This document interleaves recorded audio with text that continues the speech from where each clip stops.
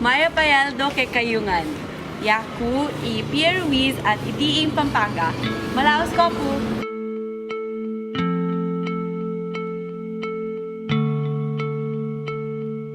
Investing on health is actually investing in the economy.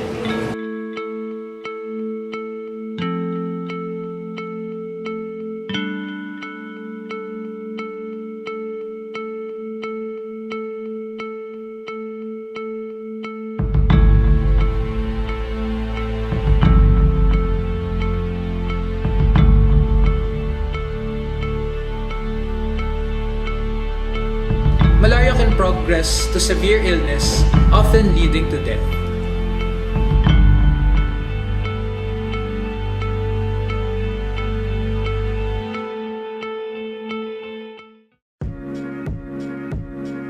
The name of Pampanga was given by the Spaniards who found the early natives near the river banks. The word Pampang, from which the province's name originates, literally means riverbank, and the province is prided for its heritage churches and local cuisine. Today, we're here in Barrio del Carmen, located in the city of Florida Blanca, with a total population of 110,000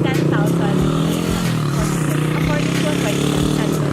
The town is located in the western part of Pampanga in close proximity to the Zambales mountain ranges, and is bordered by the municipalities of Burok on the north, Lubao on the south, Guagua on the east, and Dinalupitan and Bataan on the west. Carmen used to house one of the Philippines' 26 sugar mills in the early 1900s, as sugar was a shining symbol of agricultural progress back in the day. And in 1923, it was selected for further study due to active presence of malaria, which the sugar central management was interested in bettering. During this period, the annual Philippine Health Report of 1923 indicates that 385 people in the Pampanga province died of the disease. According to the World Health Organization, malaria is a disease caused by parasites that are transmitted to people through bites of infected Anopheles mosquitoes. Although preventable and curable, malaria has been found to be present in the Philippines ever since Magellan reached its shores in 1521. Fast forward a few centuries later to 1923, the same problem still lives on. And though 21st century technology deems malaria curable and preventable, in 1923 this proved not to be the case.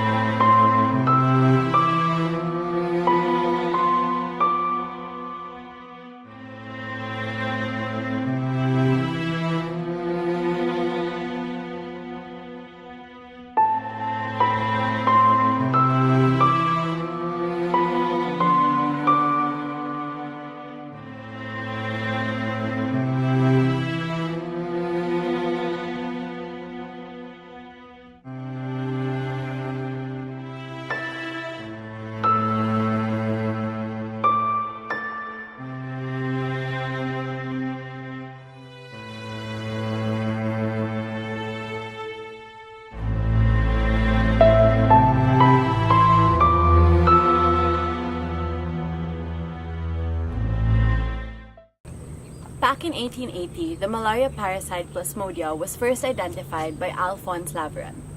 Malaria is caused by the Anopheles mosquito, which most commonly breeds in foothills, ditches, and streams.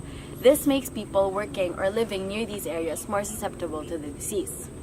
Aside from location areas with unstable populations, alongside a shifting labor element, makes the problem more difficult to control because of the possibility of relapse. It was during the early 1900s that malaria began to spread in the country, with asymptomatic Filipino soldiers carrying the disease. And barrios located near running water were infested with infected mosquitoes. Various public health measures were adopted this time, such as the separation of those infected with those who weren't, quinine dosing, oiling, and educational campaigns.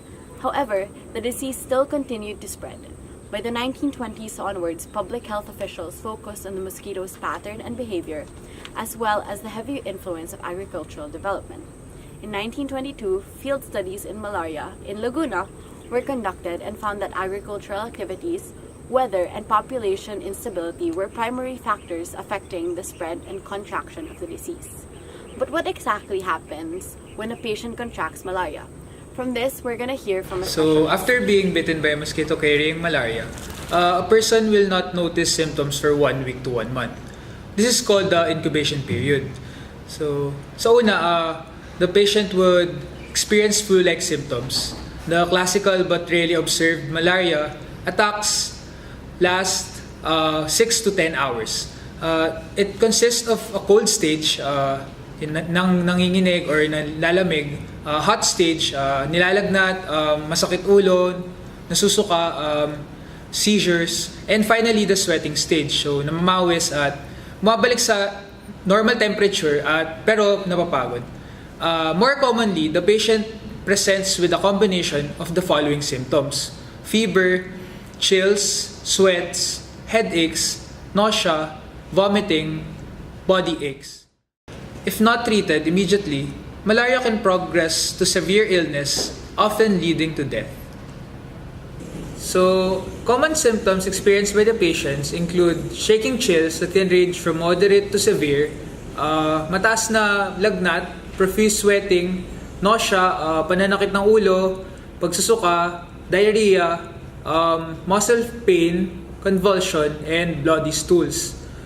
These symptoms usually develop within 7 days to 4 weeks following the infection. So, the patient with suspected malaria should have parasitological confirmation of diagnosis with either microscopy or RDT or rapid diagnostic test before antimalarial treatment is started. So, in areas where chloroquine-resistant PVVAX has been identified, infection should be treated with an ACT. Severe malaria should be treated with injectable artesunate, can be intramuscular or intravenous, and followed by a complete 3-day course of an ACT once the patient can tolerate oral medicines. What is the chance of mortality if this is not treated immediately? So kapag hindi na-treat within 24 hours yung disease, malaria can progress severely and become fatal. So how much would it cost to treat this disease? So nowadays, it doesn't cost much to treat malaria, at least compared to other diseases. The outpatient malaria package currently being offered by the PhilHealth stands at only 600 pesos and already covers diagnostic malaria smears and other lab procedures, drugs, meds, consultation, and the like. However, if the patient's case has already progressed into a more complicated stage, or if the patient has other conditions or is pregnant, then the treatment may go up to thousands.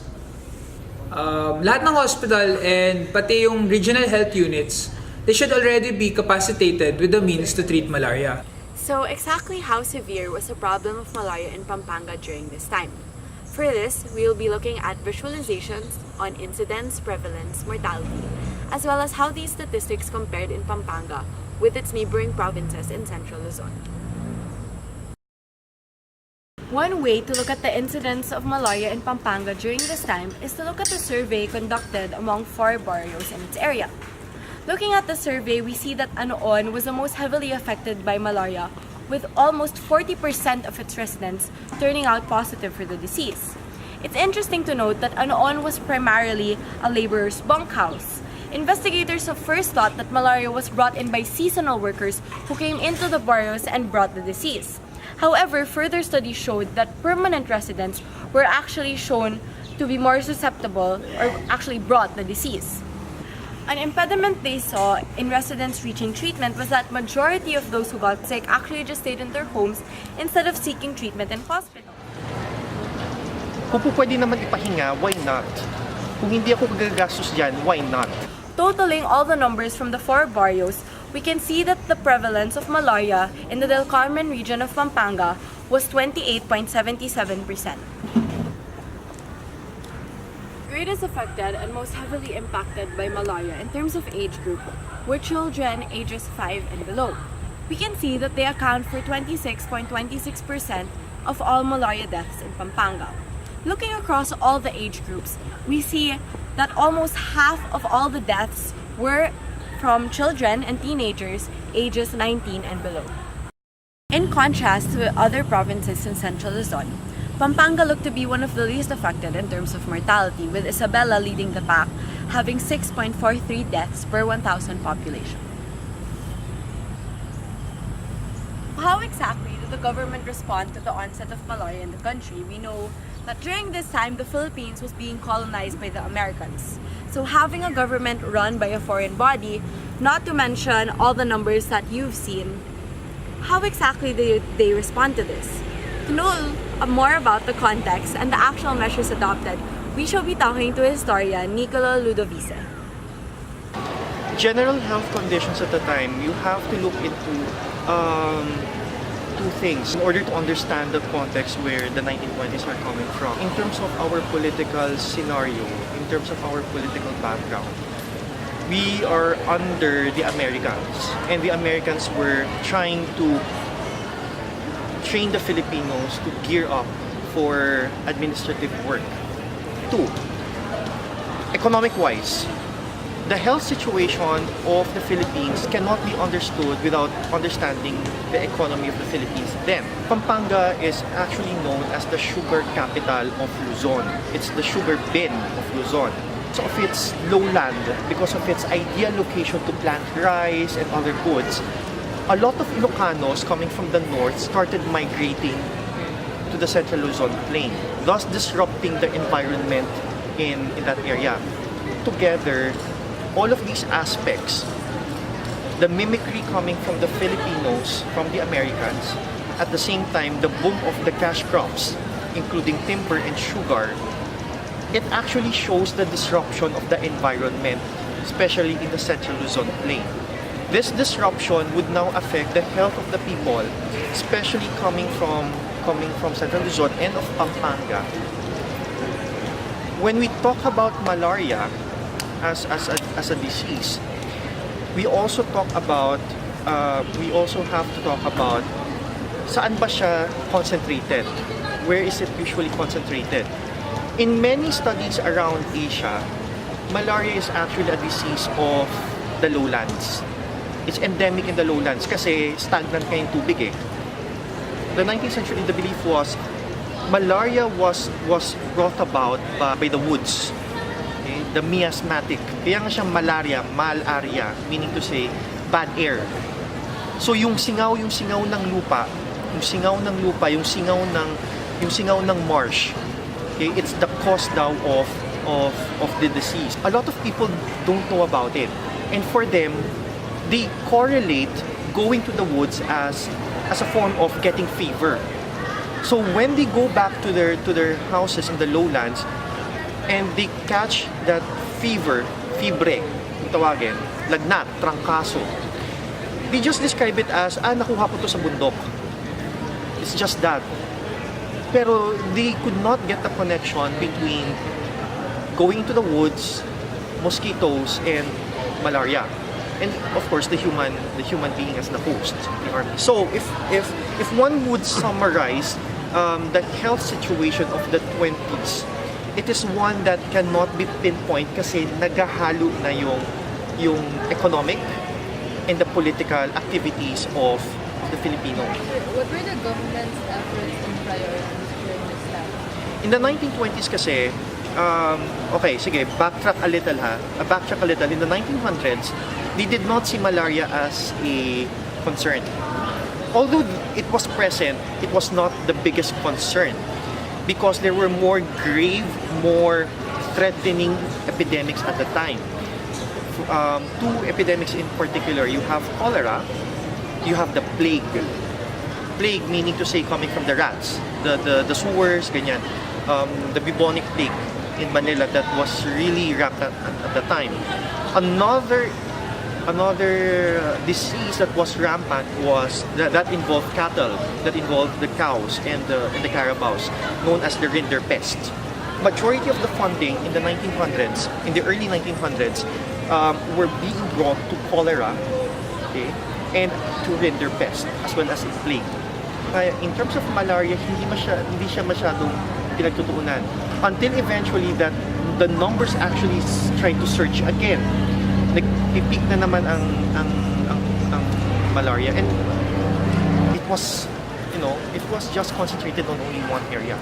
Kaya hindi siya ganun masyadong binibigyan ng attention until such time that budgets were also being revised and allocated by the Congress, by the You mentioned that they did little effort to control malaria. So what were those small efforts? Number one, they depended on foreign aid. The internationally recognized foreign aid at the time was the Rockefeller Foundation.